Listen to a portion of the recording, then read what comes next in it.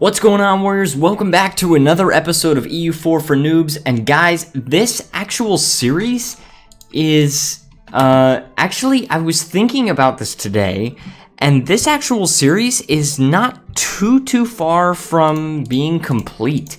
There's not a whole lot extra I could teach you about this game because I've gone over almost everything. Now, we will be able to go over colonial nations when we get there, but other than that, there's not really much else we really need to cover.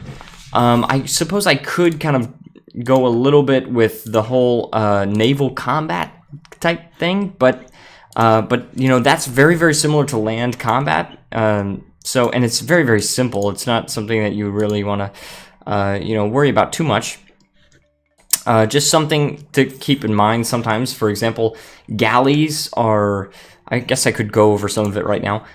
Galleys are much more effective in inland seas, and they're very cheap. And so even though they only have 12 cannons, they can actually, like if you have a lesser number of galleys than heavies that you're going up against, you can actually still win with the galleys if you're in an inland sea. And I don't exactly remember what the bonus is in an inland sea, but inland seas are actually, you can. Actually, the simple terrain map mode doesn't do it.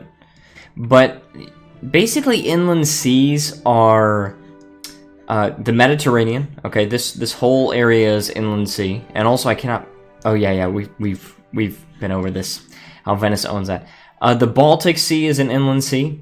Okay, and then there are other areas like the eastern coast of China is also an inland sea. This is this is an inland sea here. The Gulf of Suez here, and like this, what is this called? The Red Sea. Yeah, that is an inland sea. So certain small areas. The Caribbean might be an inland sea. No, it's not. Caribbean is not an inland sea, but you know, certain areas within the game are inland seas, and so because of that, galleys will perform better there. We could get 40 military power in exchange for 85 ducats. I don't think we will, because we have plenty of military power actually, so we're just gonna lose prestige. In order to integrate Aragon, I need admin tech of 10, 100 legitimacy, which we can get through, military power, and that's it. That's all I need. Other than that, so we just have to get to admin tech 10, which we'll get to. Alright, we're going to explore some more. We're going to explore, actually, American East Coast. Send the hunter out again. Lost in the woods. Fine, I don't care. This is my conquistador. These are just events involved with searching for the 7 cities of gold. You may not actually find the 7 cities of gold, but there are event chains in which you can actually find them. There's also engagement with naval combat. And that's sort of like the land combat thing involving combat with. I actually think I should go over a lot of this stuff in the military window. So I think I will. One of our advisors has died. Should I hire another one though? I could just get the money. And I do have plenty of diplomatic power, but I definitely have a lot more than I do admin. So the admin is definitely needed, but I'm not so sure that I need the diplo. I'm focusing on diplo, and my queen has 6 in the diplo skill, so yeah, I don't think I really need that stuff. Continue the Reconquista. Oh yeah, this is this area here. And that will give you that completing the Reconquista. Okay, but yeah, so I'm gonna go over this this stuff here, this stuff in the military window. There's a lot of stuff to go over. We see this fire modifier. This is pure multiplier that determines how much damage your troops ultimately deal during the fire phase of combat. It represents the technological advancements in weapons and material. This is shock. Yeah. And then you've got the amount of troops that you have. You've got combat ability. And then you've got regiment costs. Got it. Go around it. Okay. So we're ahead of time on military, but I don't want to,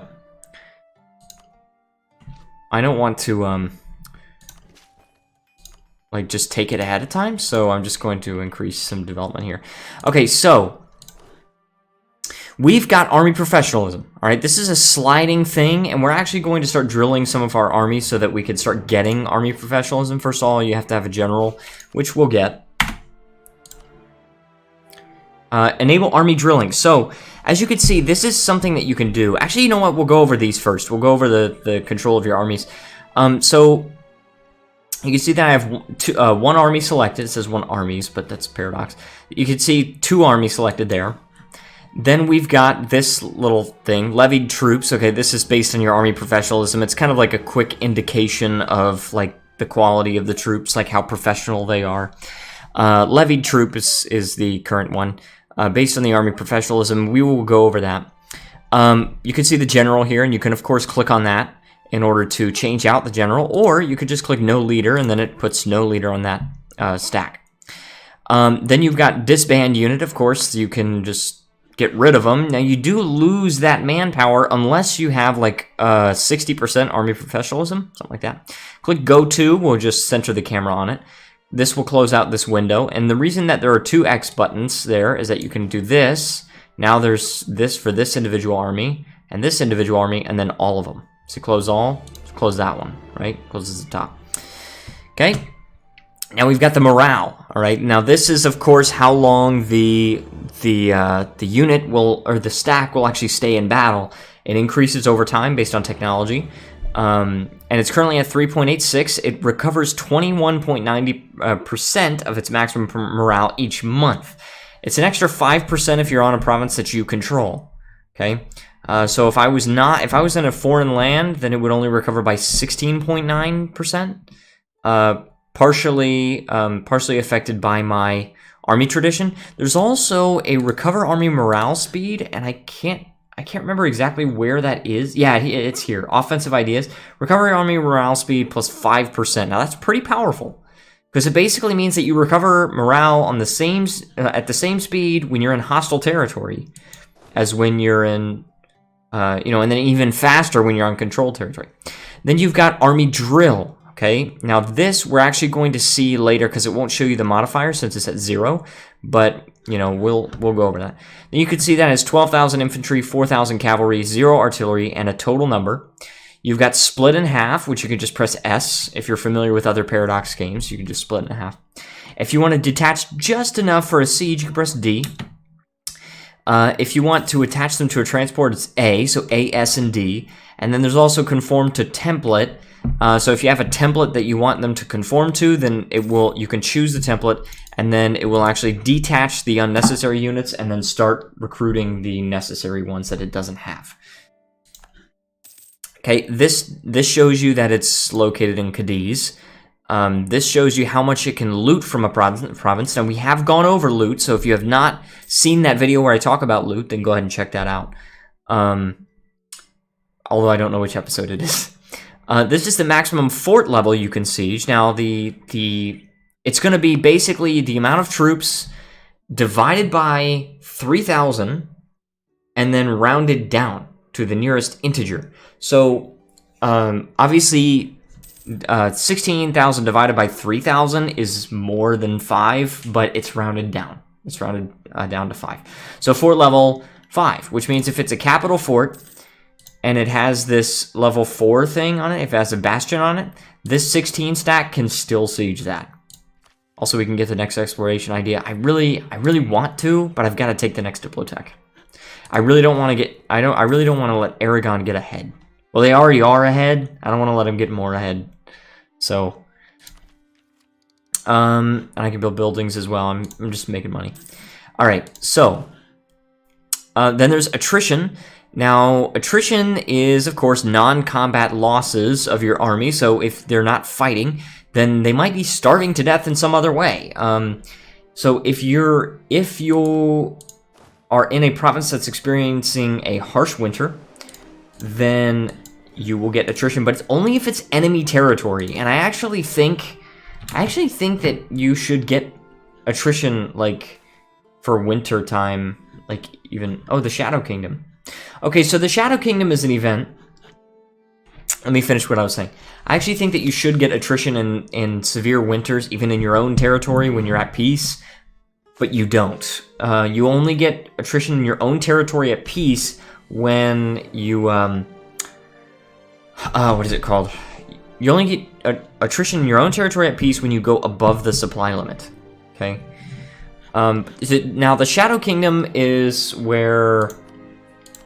See, now, basically, every province in Italy had the chance to stay in the Holy Roman Empire, but if they stay, then they get, like, really bad malices. And if they choose to leave, then they, like, gain 1 stability or something like that. So they left, right? They leave. And so now it's pretty much just a German Empire, the Holy Roman Empire.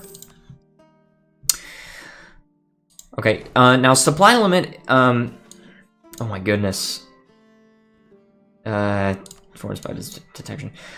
Supply limit can be seen here. Supply limit 32. Now, it's increased by 25% when you are the owner of this province. And it's also increased by, like, a certain amount from being a coastal province. Yeah, plus 50% from being a coastal province. And then also your technology will increase your supply limit because it'll increase basically your logistics ability and things like that. But that's how you see supply limit. You can also like click on an army and then you roll over, it says supply limit 35, right? That one says 26, things like that. 31, 28, 29, you guys see that? So there's that. And that's attrition, okay? Then we've got, again, the infantry, cavalry, and artillery.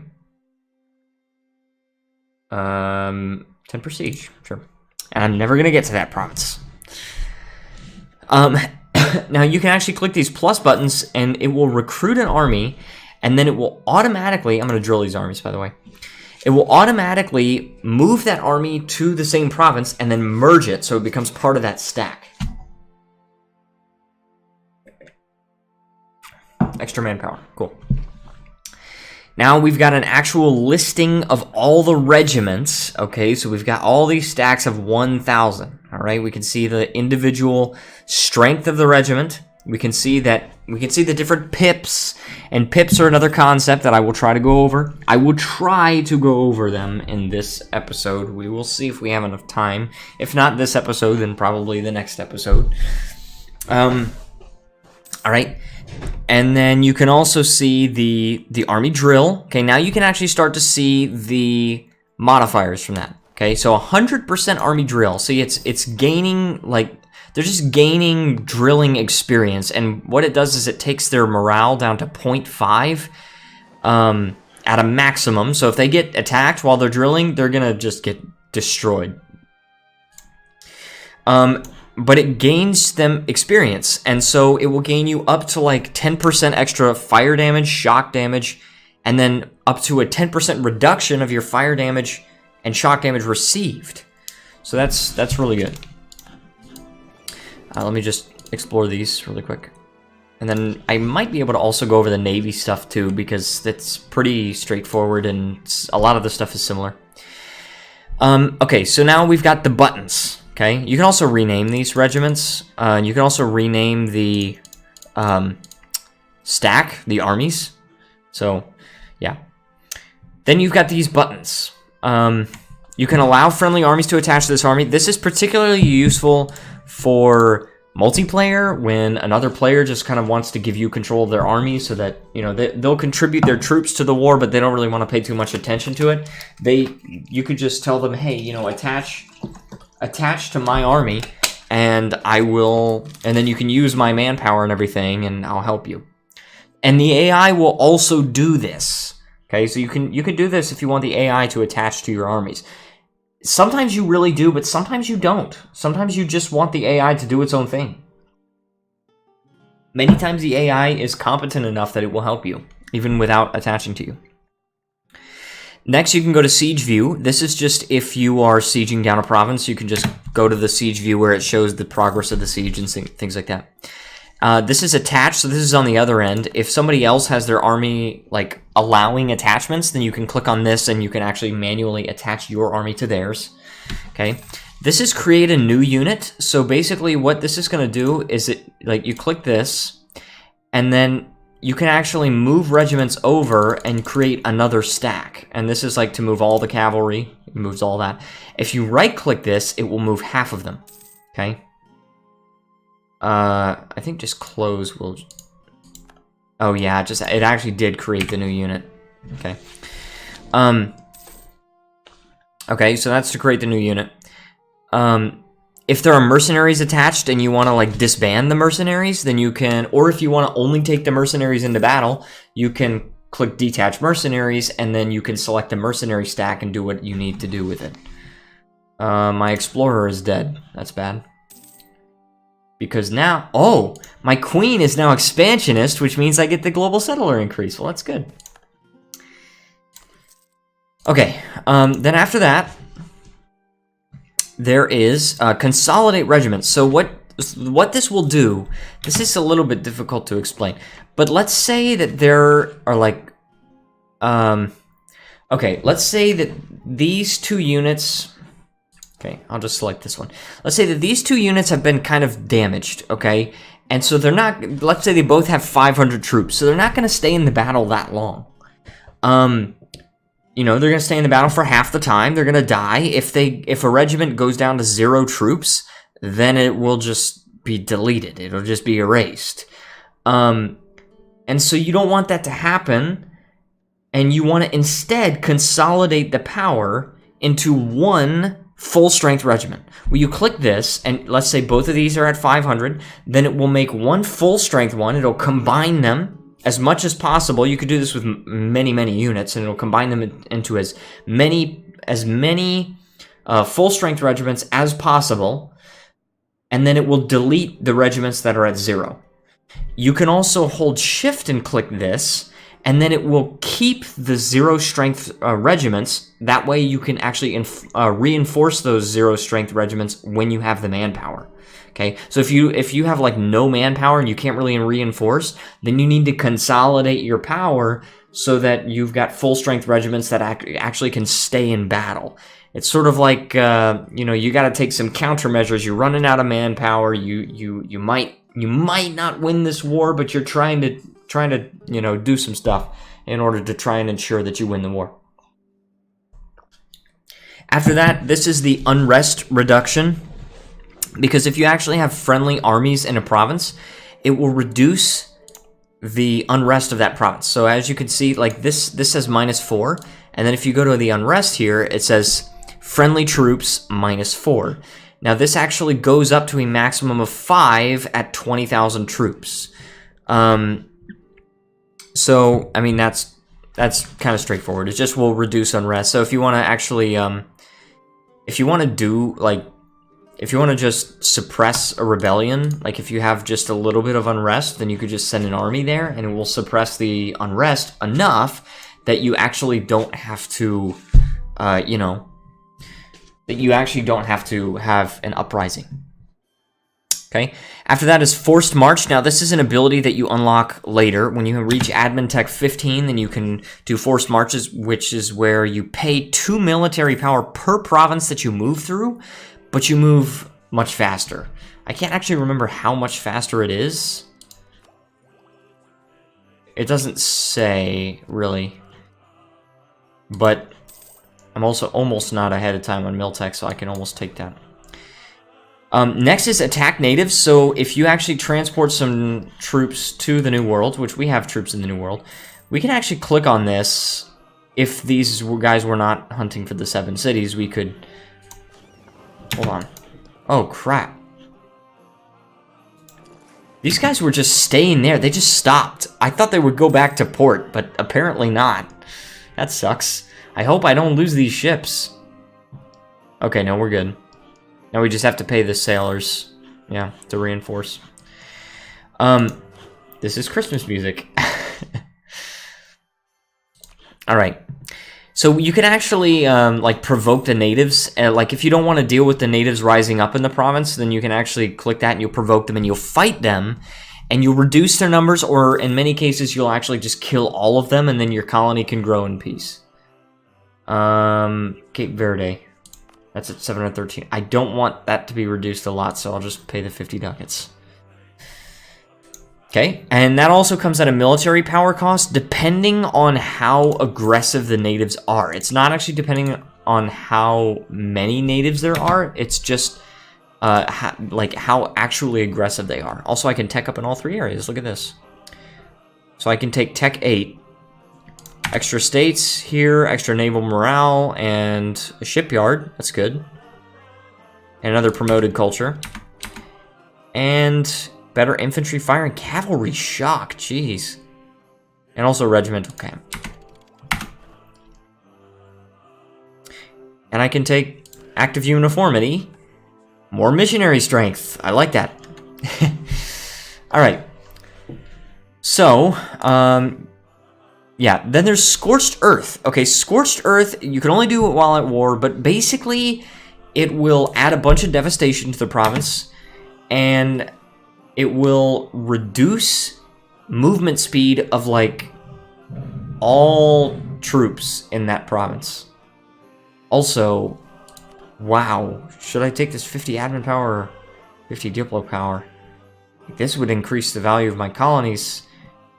This would be a better missionary strength, but I'm going to get +2 with the Spanish Inquisition. No one expected it, by the way. I'm going to get the diplo power. Even though I have less admin power, I think it's going to be useful. Okay, yeah, so it's just like, if you kind of want to retreat and you want to, like, make the enemy go just through a horrible time while they're marching through your territory, then you can Scorch the Earth. If you are fighting in an area where the enemy has colonies, and you occupy the colony, then you can click this and you can actually burn down the colony, which is where it just makes the province totally uncolonized again. It's totally neutral again. Or you can click this one, which is Seize Colony, which is where you just take it for yourself and instantly have that province, and then you can send your own colonists there, and then you will have, and then it'll be your religion and your culture. It's just a fantastic thing. It's probably really overpowered, but that's the way it is. Okay, then you've got Autonomous Rebel Suppression. Now, you can actually, if there are certain areas of your empire, yeah, I don't know why it's... Oh, I think it's just this area. So basically what you would do is, if you want to suppress unrest in an entire area, then you would just click, or in many areas, then you would just have a bunch of troops, just a huge stack of troops, and you would just click on all the areas, and then it would reduce unrest in that entire area. And I think the army actually moves around. Yeah. Alright, and then there's Refill Garrison. Now, if you have 40% army professionalism, then what happens is, what you can do is, see, if a garrison is, like, really low, then it's very easy. Oh, Venice has said, when the account of our time is written by future generations, they will look at you with that mix of pity and disgust called compassion. Okay. Yeah, because Venice insulted us so bad. Anyway, so if the garrison is, like, really small, then the enemy will have a very easy time sieging the fort, and I think it's actually like a +1 for a depleted garrison. But if you have 40% army professionalism, then you can actually use some of the troops that are in this stack to refill that garrison to maximum strength.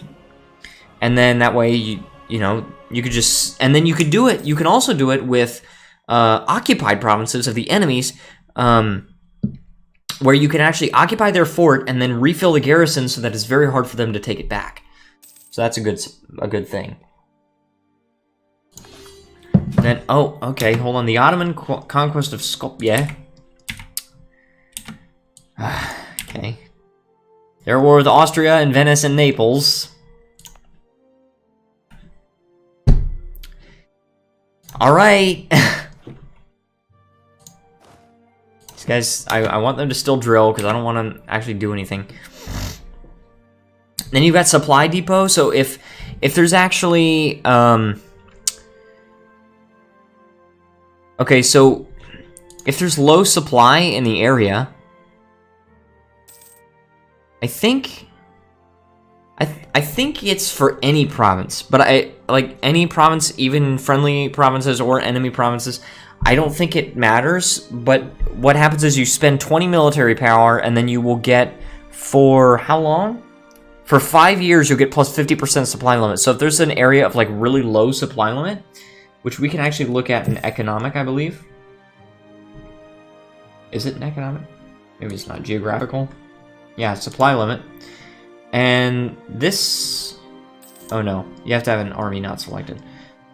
Yeah, see, these areas of the world, see, 11 supply limit, right? But you can increase that. You can add an additional plus 50% modifier, which would basically, it would more than negate the Arctic penalty by just building a supply depot there. Okay, so that really helps out, makes you take less attrition by just spending some military power. Let's also take this exploration idea. All right. Next and finally is drilling, army drilling. So makes you gain army professionalism, and also you can actually increase the stats of your general. You can only do it when your army has an actual general on it. But it increases your army professionalism depending on how big the stack is. And then also it has a chance of increasing your general's skill by 1 pip based on how many pips your general already has. Okay? So if your general has a lot of pips already, he's probably not going to improve very much. But if he's really unskilled, then you can actually increase his skill. So that kind of allows you to defeat RNG when it screws you over. Alright, so now we are at the military window. There's a lot of modifiers. I'm just going to go into it in the next video because it's just like, it's going to take me so long and I'm not going to be able to finish it at all. I could get a free stability right now. Yeah. Beatify local saint? I don't know what that... I don't know, I don't know how to pronounce that. Oh, look at that. Well, they're sieging up that territory. That's going to make me gain war exhaustion and stuff like that. Quarantine the province. Oh. Okay, so... just quarantine. Do I want the free stability? I don't want the prestige. Holy War? Manpower recovery speed? No. You can gain mercantilism. Diplomatic reputation? No. Inflation reduction? No. Legitimacy? Probably not. Church tax? No. Let's get the stability. Boom. I like that. I feel good about that. Alright, so Cape Verde is finished. And I can also purchase a Splendor ability. See, now I'm going to be having 2 of them. Okay. Free war taxes would actually be really good. Yeah, I'm going to do free war taxes. Because, look at this. Look at that. 0 military power to raise war taxes for 2 years. Boom. Now I'm gaining money. A lot more. Alright, so what was the mission that we had to colonize some island, Caribbean colony? See, one of the subject, own at least 1 fully colonized province in the colonial Caribbean colonial region. Oh yeah, and this one was like... this one was a good one, because it has a center of trade, and the natives are not too aggressive. Yeah. I'm alright with that. Alright, we also want to put in an explorer on this guy. And explore more. South Atlantic, that sounds good. And we're losing a lot of sieges of these provinces, but... I mean, it's giving the Ottomans time, I guess. The Ottomans will help me out. It's giving them time to siege Vienna, I guess. I don't really care too much that they're sieging those provinces. Not right now. So, wait, Cape Verde is a state with just 2 air. Oh. Oh, arguing. Are you arguing with me? And we can also turn this into a trade company, and it'll give us a lot more trade power, but it'll reduce the tax, missionary strength, whatever, manpower. That's fine. I'll do it. And we can actually invest in it because it's a trade company. Right, so we could spend a lot of money here and actually end up getting some good modifiers for that province. But we're not going to do that. Okay, so we have to colonize this province in order to we need to colonize a province in order to get the mission to be fulfilled. Tlemcen is not in this war, and I'm not sure why the Ottomans didn't call Tlemcen into it. But fine. Oh, and the Ottomans have feudal de jure law, by the way, which is reducing unrest by 5, which is really dumb because they have -11. Why? Oh yeah, I also before I end this video, I also want to mention that there is actually a hidden modifier in the game that I cannot actually... Can I see this? Oh. No, I can't see it. There's a hidden modifier in the game that it's like not mentioned anywhere, so you're basically only going to hear it from me, and I learned about it from Arumba.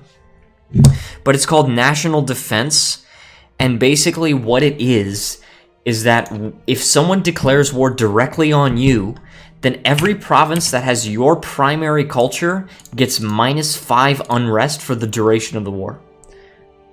Why it's not mentioned anywhere, I have no idea. But that's what it is. So if you've got only provinces of your primary culture, then basically it's sort of like a way of helping you out to where you won't have rebellion problems during your war, which actually can be a bad thing that you don't have rebellions during a war. Reason being that sometimes the rebels can help you fight the enemy army. So, you know. But yeah, anyways, we're going to end this episode here, guys. In the next episode, if I remember, we will talk about the army window, the military window, and hopefully we'll go over all of the modifiers there because there's a lot to go over here. And I'll probably also go over the navy window here. Not a lot of new stuff, but there are some new things that we have not actually gone over that we will. Anyways, guys, if you enjoyed this video, please leave a like, subscribe, join the Discord server. It helps out so much. Also, thank you so much to Shem for being my Patreon supporter. I'm planning on getting a new computer, guys, and Shem is one of these people that has stuck by me to the end from the beginning, and he's helping me get this new computer so I can play more games on this channel. I just cannot wait to do all this stuff for this new channel, or for this channel. So go do that if you'd like to support me. That being said, I want to thank everyone so much for watching, and I will see you next time.